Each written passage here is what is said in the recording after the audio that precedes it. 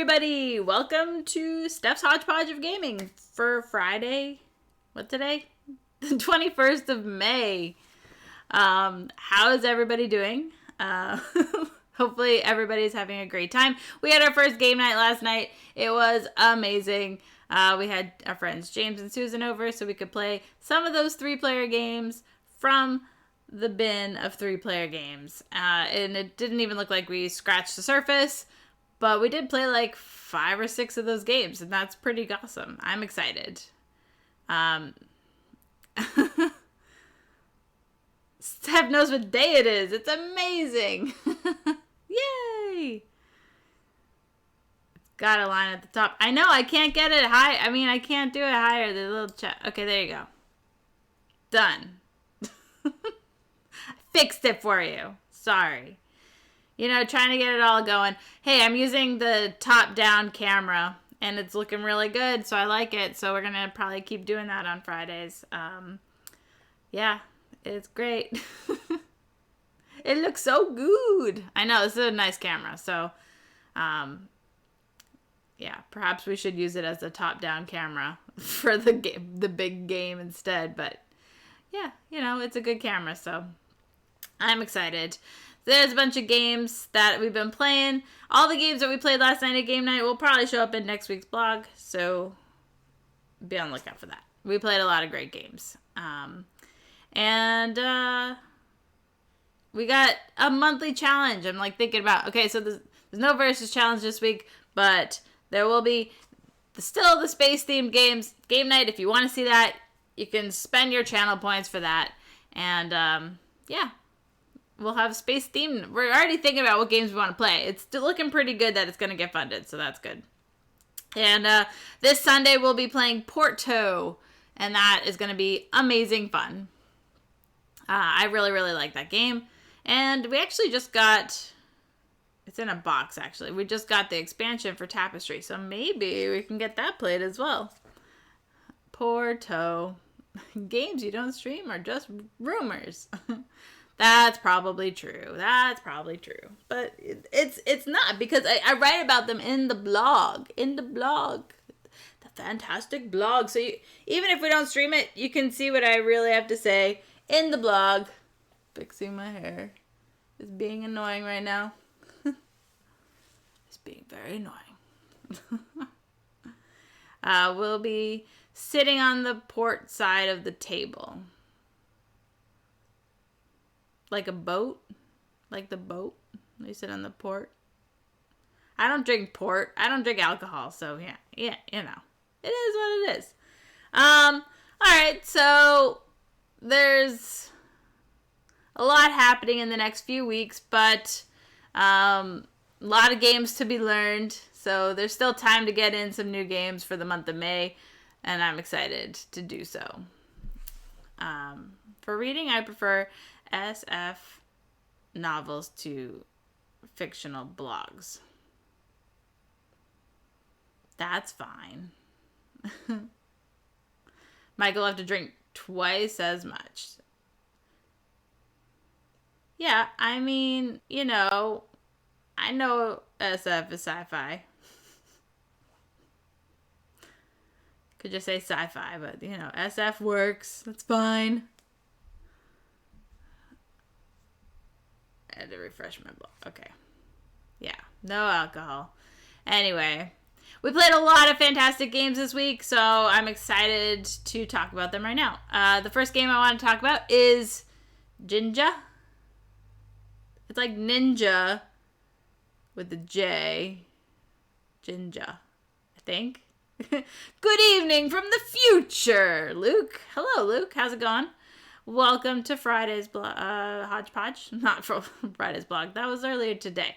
But, so Jinja is this really cool, really beautiful game from WizKids Games, where you are trying to collect different structures so you can fulfill these deed cards, which build shrines around Japan. And it's sort of area control because, you know, it's first come, first serve. Some of the areas are very small. So if you're placing in the red region and then somebody else places in the red region, well, then the red region is complete because there's only 2 spots in the red region. So you're trying to get to these locations before other people can get there. But there's a little bit of a,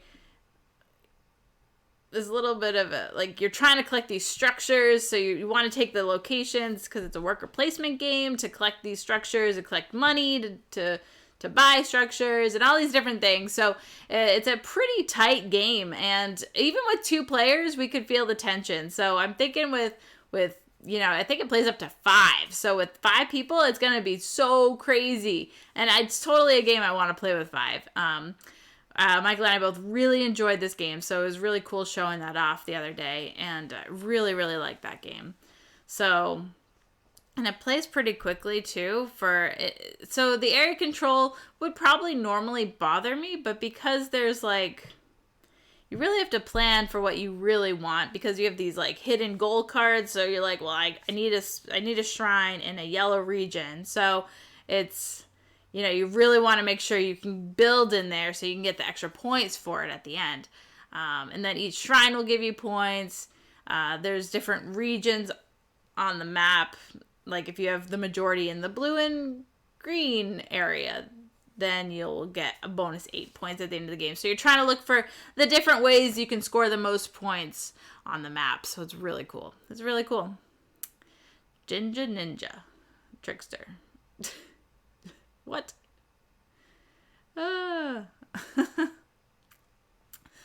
So I was really impressed with this game, and I would definitely recommend you check it out. There was another game we also played recently on the stream, and I showed off in the blog with beautiful pictures, called Equinox. We showed on the stream, I think it was Sunday. Was that Sunday? Or Wednesday last week? I can't remember. We showed off recently, and I think it was Sunday.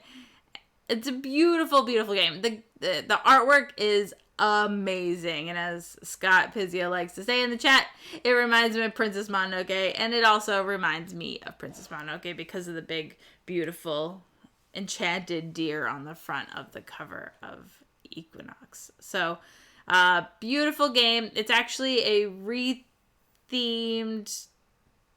Colossal Arena and Titan Arena. It's an older Knizia title where you are laying out these cards, trying to keep your creature legendary for the end of the game. If it can survive through all the rounds, there are 3 that will survive for sure at the end of the game, and you'll collect points for all of the stones you have issued on the different creatures. So it's really cool to see if you can manage to keep the creatures you are invested in alive till the end. But it's quite a challenge because they all have different powers that can really trip you up if the other players are on their toes. So, okay, Trey, have a good meeting.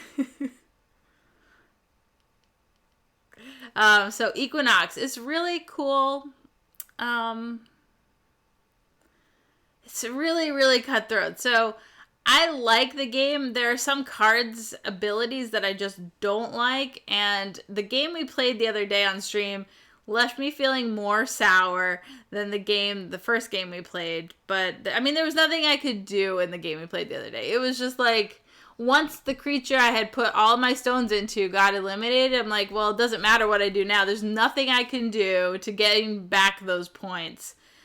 Because Michael was controlling the different creatures that allowed you to move stones and take away stones, or I couldn't just I didn't have enough stones to then take control. So it was kind of I was eliminated in round 3, but we still had to finish the game situation. But that's okay. And, I think the game is pretty good. I would definitely be interested in trying it with more players. And whether or not it's a keeper, I'm not really sure. Probably not. Even though the artwork is beautiful. I'm not sure it's really my type of game in the end. But I would definitely play it again. I certainly had no problems playing it the few times we have, and, you know, I just want posters of all of, like, the creatures, just, like, in a rainbow lineup. It'd be great. All the creatures in the lineup, in a poster. Don't put all your hopes in one thing. That's the truth. Okay, so what else? What else we got? We got the Butterfly Garden. I think we also played that on Sunday as well. And that's a nice little card game. And you're trying to collect butterflies and put them in your jar so you can deliver them to the different locations. And it's a very light set collection game. Yeah, did I talk about? Yeah, okay, it's on my list also. So I'll talk about them in joint effort because they are from Dr. Finn's games. I'm going to talk about the Butterfly Garden and Nanga Parbat, which are part of the same collection of 4 games. So they were all on a Kickstarter together. And yeah, you can buy the collection of these 4 games. They're very light. Somebody said that Dr. Finn's games is, you know, the king of fillers. So yeah, what you're doing in these games is you're thinking about how you can get the points, but I actually kind of liked Nanga Parbat a little bit more than Butterfly Garden, just because the game is fairly simple, where you're collecting animals from a region, putting them in your little animal tableau, like you're collecting them on your player board, because they all have different actions that can activate once. And then you're putting your hiker down, and you're trying to gain these little like connections with your hikers so they can go in camp.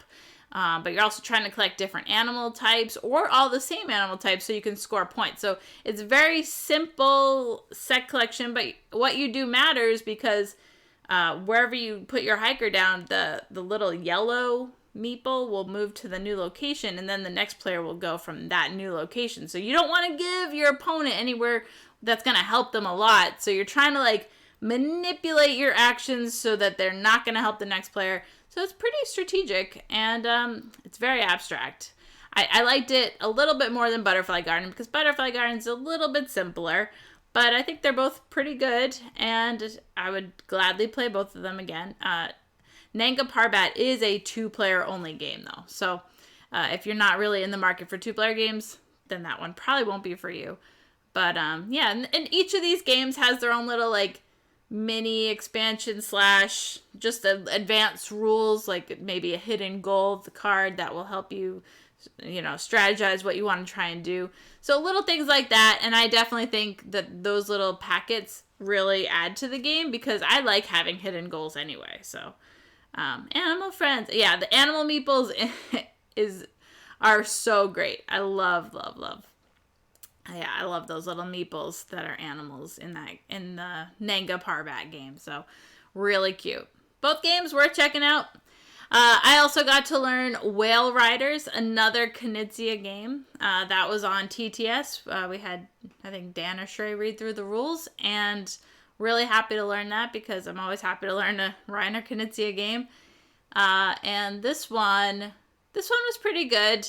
Very simple. You're moving along this track, and then eventually you're going to turn around and come back on the track. Once you get to the end of that, you're done, basically. You're just buying up whatever there. So you're going to be moving to these locations.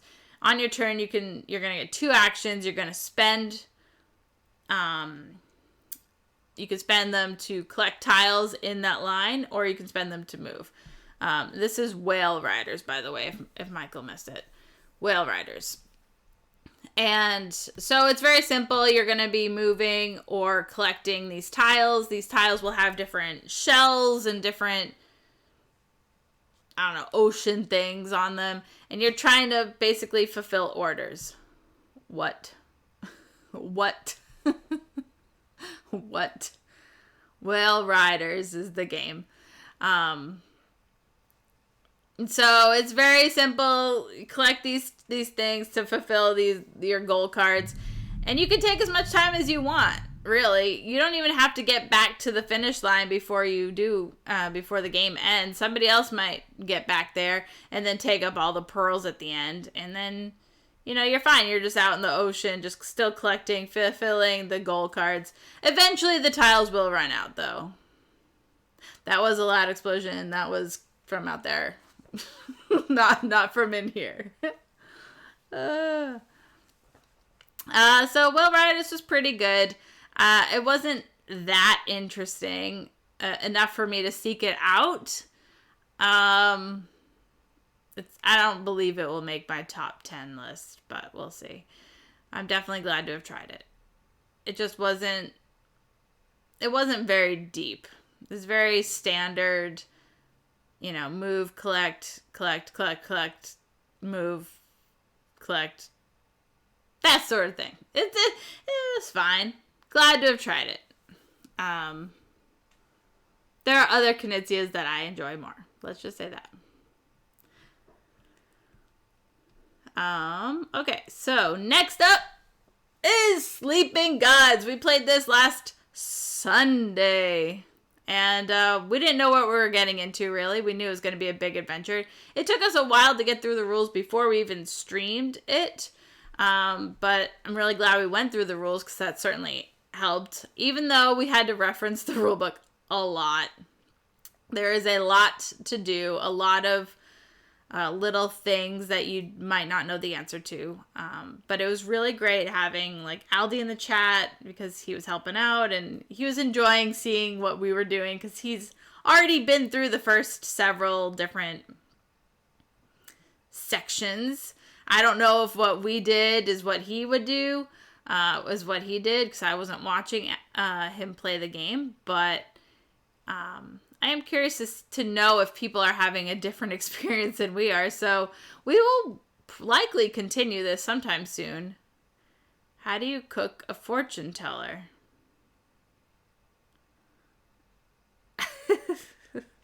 Did somebody request a joke? How do you cook a fortune teller? Oh yeah, Timon. I don't know. How? How do you cook a fortune teller? Medium. Ah, that's sad. Okay. All right. Oh man. What is happening? Got a smile, I think, from Timon, but I don't really know. Good try. Good try. Good try. Okay, so Sleeping Gods, a big, epic adventure. I've been enjoying it. I definitely want to return to it. Maybe we'll play it on the stream again. If, I think Michael will want to play it on the stream again. We'll have to dedicate, a full night. Because we were streaming it for 4 or 5 hours, I think it was. I don't know. It was a while, but it was really good. It's a smile with no eyes. Exactly. I liked it. I don't know if it's the best game I've learned all month, but I'm sure it will probably likely be up there with some of the other stuff I've learned. So I'm not going to read that out loud, Michael, because then Dot will respond. Unless I'm supposed to. Why didn't Rubber run for Senate? Because she likes being Speaker of the House. Ah! I like that one. I like that one. That was a good one. That was a good one. Props.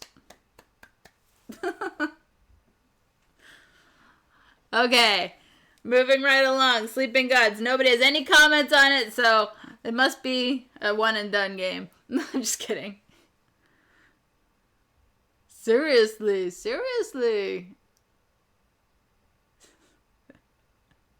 Siri. Ha ha ha. Ha ha ha. I got you. Alright, Sleeping Gods. Everybody should check it out if you like adventure exploration games. I liked it. The problem for me is that I'm a total Leroy Jenkins Leroy Jenkins. Because I just run into situations, even though I know it's probably not the right thing to do. So, yeah. Leroy Jenkins! Oops, that's the wrong thing. Let's just move that down here. And Michael is a total completionist. Yes, way more so than me. That's for sure. That's for sure. I try. I'm like, yeah, that would be great. Well, so if you're talking about like Feast for Odin, I need it all. I need it all. I need it now. Give it, give it, give it. If you're talking about like any other game, though, I'm like, meh. Fields of Arl, meh. Gingopolis, meh. Feast for Odin, give me it all now. I need it. You should be sleeping, gods, right now. Well, no, we don't have enough time because Michael likes to go to kick people in the head. So, there's no time for that. But maybe we'll stream tomorrow. Who knows? I would like that if we could stream tomorrow. Yeah, you technically at work. That's true. That's true. He's just paying attention to the stream and working at the same time. Okay, so moving right along. Yeah, teaching people how to kick people in the head starts at 6 p.m. Yeah, that's right. We played a game. Okay, not. Okay, all right. Let me start over. I played a game called Lions of Lydia. This has been talked about all over social media in the recent months. I've seen it pop up here and there, all over the place. So I feel like it was a game I wanted to learn. And I think Shrey read the rules before we had game night. And Dan played. So it was the three of us playing Lions of Lydia. And yeah, it was lighter than I was expecting. There is a interesting mechanic where you have 4 meeples and you will be using one of these meeples to take an action. But the interesting thing is you don't know which one you're going to use. You're going to have a bag of meeples and you're going to pull one out and you're going to use that one as your action. Now you're going to gain bonuses depending on the color it is and where you put it because you have these cards. So for example, I was a red player. I started with a red card bonus. And so if I played a red meeple at the red gate, I would get 2 extra red resources. Yay! And so if I pulled my red meeple out, I could do that and get bonuses that way. But whenever you put any meeple at a gate, you'll collect resources based on the gate color. You'll get 1. Any other meeples at the gate will gain you 1 of their color. So there's like red, blue, green, yellow. Those are the 4 primary resources. And you'll be moving up these different tracks. If you ever hit 6, then you get to start moving your little column at the bottom.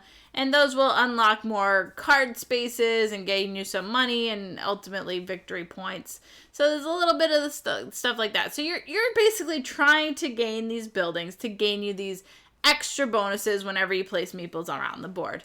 And it's the only thing I really enjoyed was not knowing the meeple color I was going to get from the bag. Now that my red guy was placed at the red gate, I then have to take a meeple from the center of the board.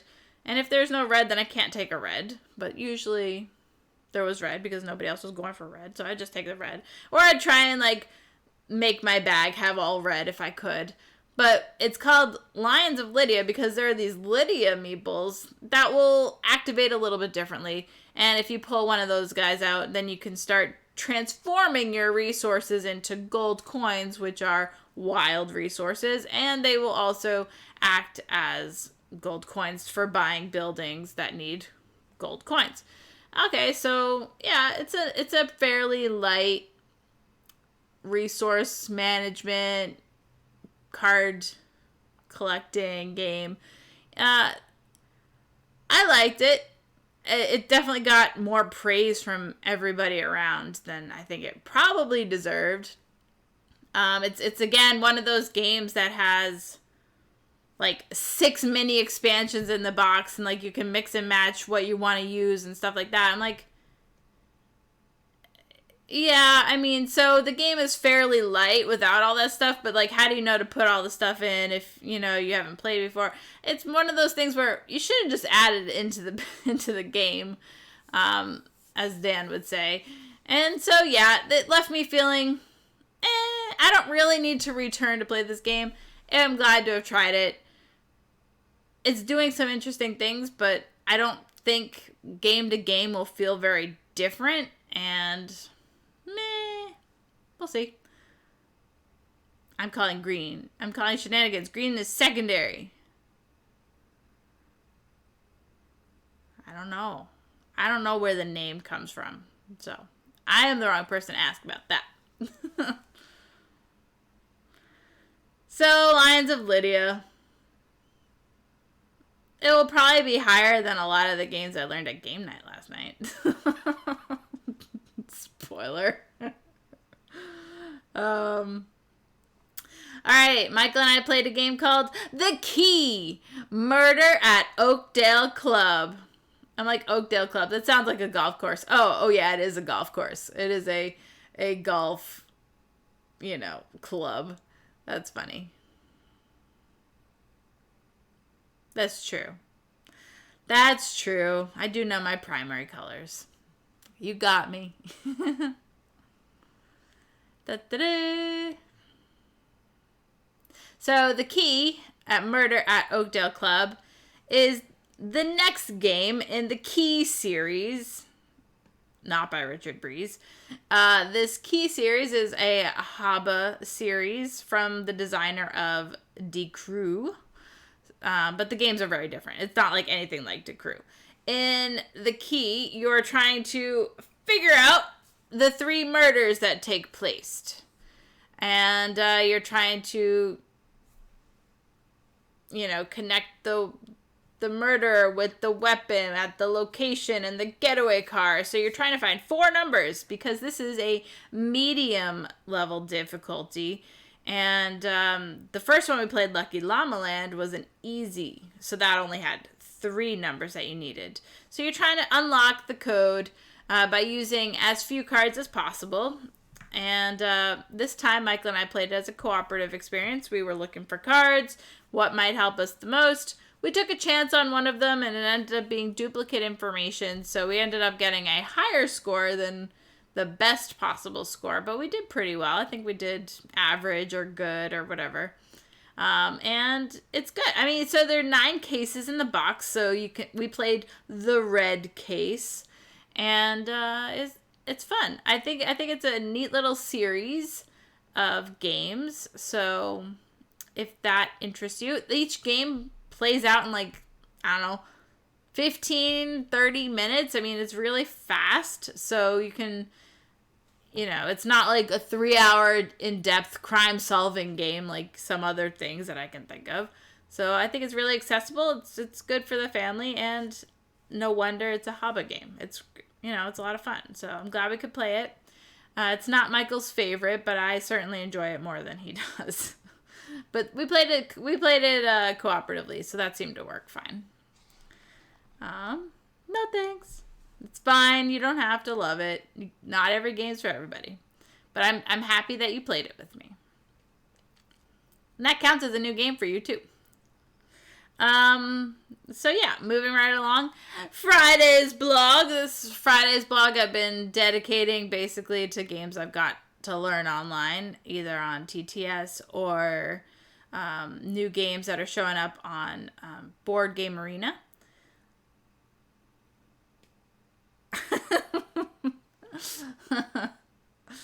So this time we learned a game called Happy City. Happy City.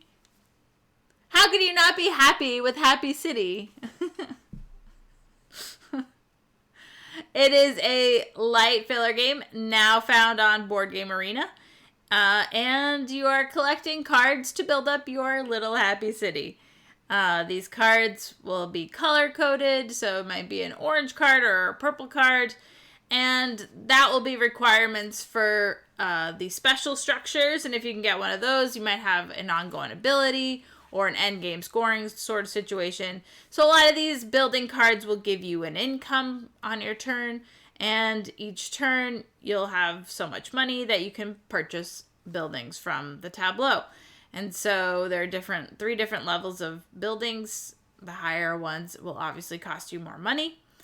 And you're just trying to find little heart symbols and little green meeple symbols. And at the end of the game, you will multiply your hearts by your green meeples, and that will be your final score. So you're just trying to find all those symbols, buy the cards that will provide the most of them. And it's fairly good. I mean, it's very fast. Derek, the game ended and Derek's like, wait, it's over?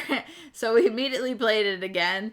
And I did fairly well the first game. Shrey and I tied with like 42. And then the second game, I don't know, Shrey figured out how to play and then got like 63. And I'm like, oh my God, I got 35. It was not working out for me very well. But it's a fillers and you're building up a little city. You get at most 10 cards in your city and then the game will end. So whenever somebody hits that 10th card, boom, you finish the round and then it's over. So yeah, it's nice. I definitely recommend checking it out. Board Game Arena. I think it's in beta mode right now. Happy City. Happy City. Ha ha ha. There's like a big rainbow on the cover. It's like, of course I like that. Obviously. But it's a nice game. We also learned a game called Codex Naturalis. Codex Naturalis. This is also a new game on Board Game Arena. I think it's in beta mode. I'm not sure, though.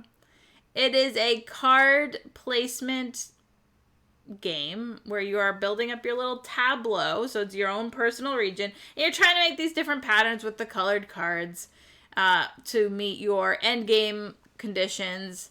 And each card is generally worth a few points. So you want to try and boost your score with those cards. And it's a interesting set collect. Well, it's not like resource. It is resource management because in the corner of these cards are symbols that will be active for you. So if you need a card to play, it needs 3 greens. Well, you need to have 3 greens showing in your tableau. But each of the symbols might be on the corner, so you might be covering up symbols, so you'll lose symbols as you go, so you're trying to like keep everything visible so you can keep your symbols active. So it's an interesting little like puzzle on how to like spatial everything out, and it's really good. I liked it. I would definitely play that again. That was also a game that went on and it ended and you're like, no, I need like 4 more turns, I have so much I want to do, and I wish it was a little bit longer, actually. But it was fun. I liked it.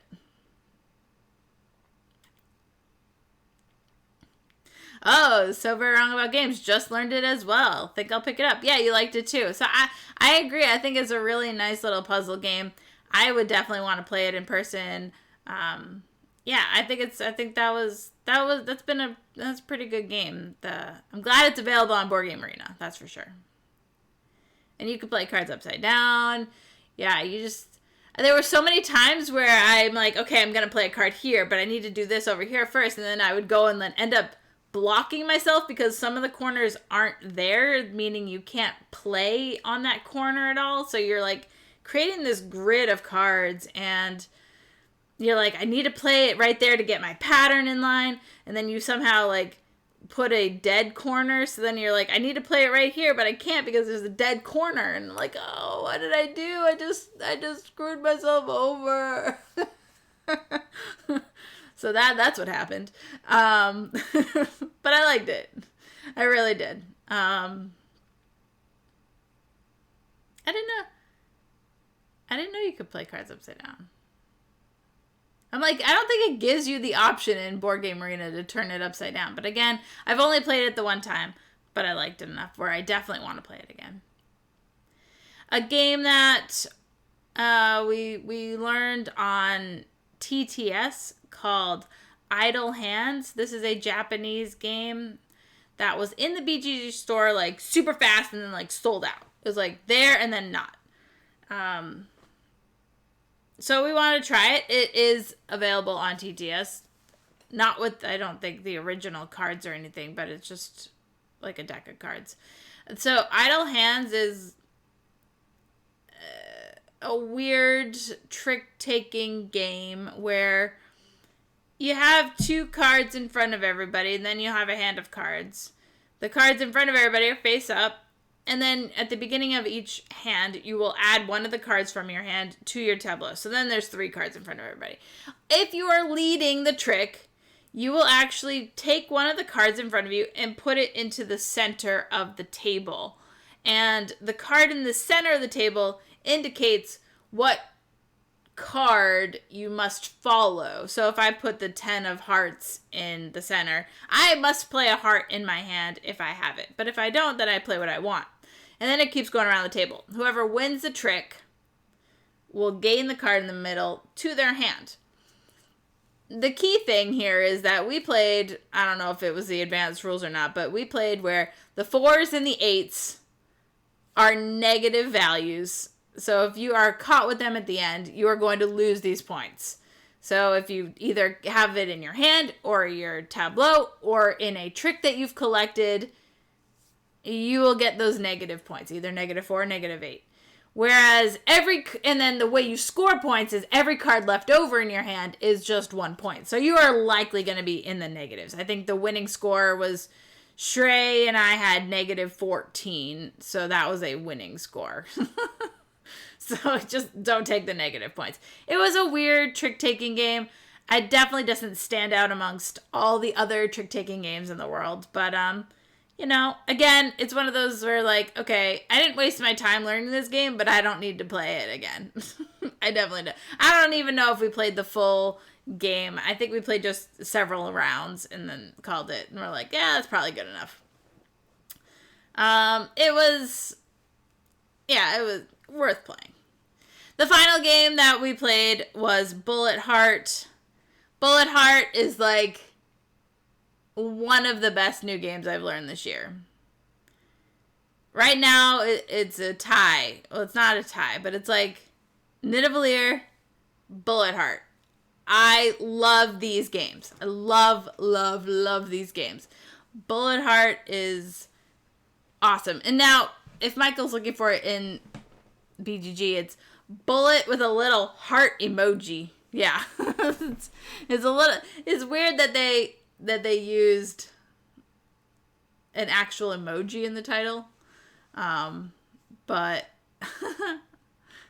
this game is amazing and I love everything about it. We've been playing it a bunch. I think we played Shrey and Derek and I played it against the boss. We played it cooperatively against the boss and one of the bosses anyway. And it's so hard. You can play it as a solo game. You can play it cooperatively. You can play it competitively. It is so hard. We came so close so many times to beating that one of the bosses, and we're like, oh my god, we're just never gonna do it. It's just so hard. So I had a great time playing that, and you know, sometimes we drag Dan into the mix and make him play a game or two of that, and it's so fast. I think the biggest downfall of the game is people are eliminated, and then other people just keep going after that. So you might be sitting out for a while if you get eliminated quickly, but the game in general isn't too long, so it's fine. Bullet Heart. There you go. There you go. It's a fairly abstract puzzle type game, which I really, really enjoyed. It's not that abstract, actually. It's just more of a puzzle game to clear your board of these bullets that are firing at you. So it's good. It's really good. I really like it. And that's everything I wrote about in the blog this week. I had a great week of games. We have even more games coming up. So yeah, always fun. Always good. game night was last night, so all the games that we played last night will show up in next week's blog. And, yeah. I think if you have channel points, you can spend them on Space Night. I think we still have... Last I looked, it was like 80%. She's leaving us... I'm not leaving you yet. I still have... as Scott Pizzio likes to say, show and tell. Show and tell. So I have 3 games that came in this week that I'm excited. Well, actually 4, but it's on the kitchen table, so I didn't open it up yet. There you go. House of Steve contributed 2,000 total to the monthly challenge. Space themed games. Whoa! Oh, there we go. Now we're cooking. Bryant wants to see some space-themed games. Excellent, excellent. So, yeah, the first game that I'm super excited about is Clever Cubed. The new Clever game is coming out from Stronghold. Actually in the process of playing it right now. Oh, these dice trays, if you like these dice trays, it's on the Chai Kickstarter right now. We love them. Clever Cubed. So far, so good in the middle of the game. But I don't think it's going to be anywhere near as good as Second Chance or Cubed or whatever. The Try... What is it? I forget what it's called. Doppelt. Sean Clever. The second one, which I love very, very much. But I'm still getting used to this one. Apparently the app is out, so if you're interested, you can purchase that. I have the first 2 on my app, so I'm going to have to go get that as well. Chai, T for 2 Kickstarter. 14 days to go. 128,000 pledged. What? That's amazing. That's really good. That's really good. That's really good. Actually, I think I'm missing a game. I don't wanna feel this now. Think. Where did I get games? No, because we talked about Vienna Connection last time, so makes sense. Michael's gonna open the box for me so I can show it off. 2 dice trays, $20. Do it. They're great. Seriously great. Michael has come down to get the kitchen game. That's what happened. No joke.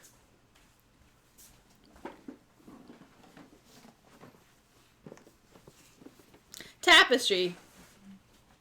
Plans and ploys. He didn't even show his face. So I'm really excited for this. I want to definitely be playing this on the stream because we never showed off Tapestry yet. Ooh, there's 7 landmark miniatures. Ooh. Has anybody played this yet? It's been out a little while. It's a bunch of Tapestry cards, new stuff, just an expansion, the kitchen expansion. That's right. This is it. Tapestry, plans and ploys. So yeah. Tapestry is required to play. More tracks.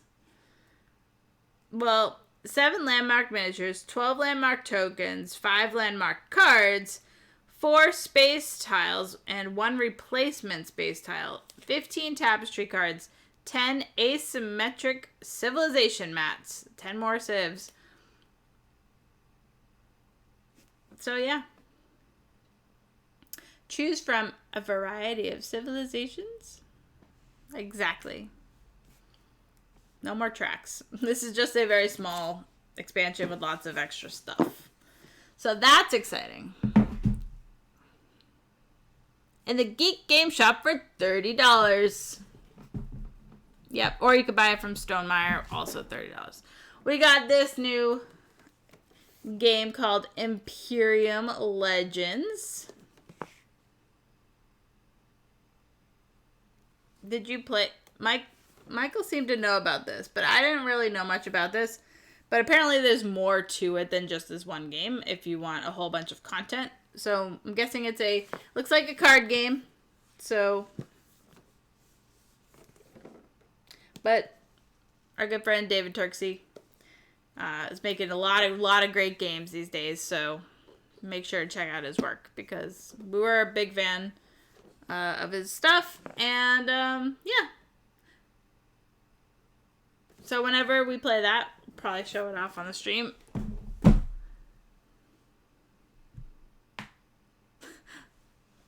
All right.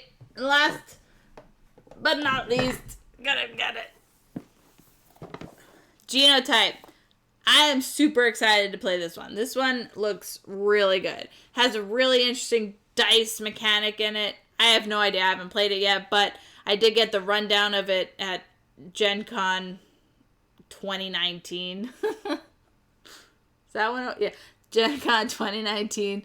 It was the last thing I did at Gen Con before they kicked us out on the final day. So, yeah, this one looks really good. And the Kickstarter funded, and now it's getting delivered to Kickstarter backers. So,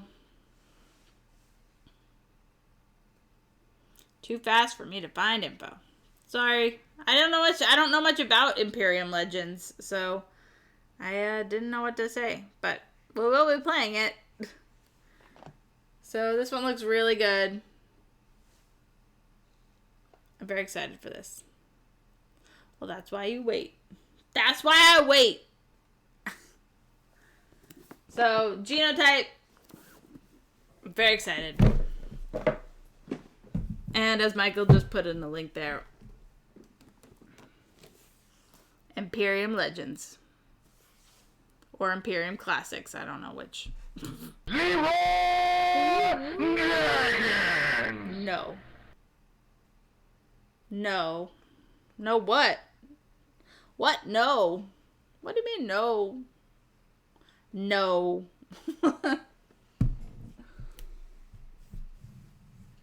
No.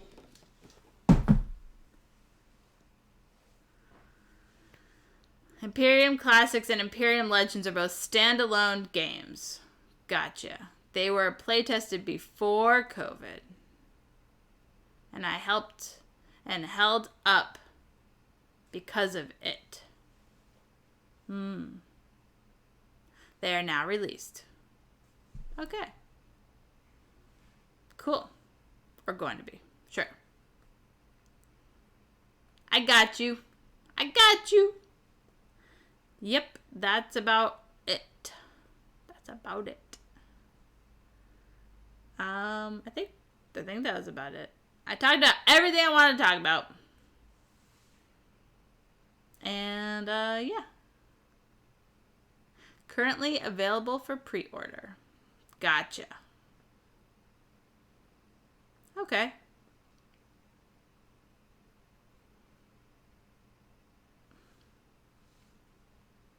That's about it. Alright, guys. I think that will do it for today's Hodgepodge. Thank you for hanging in there and checking out some games with me. And I will be right back.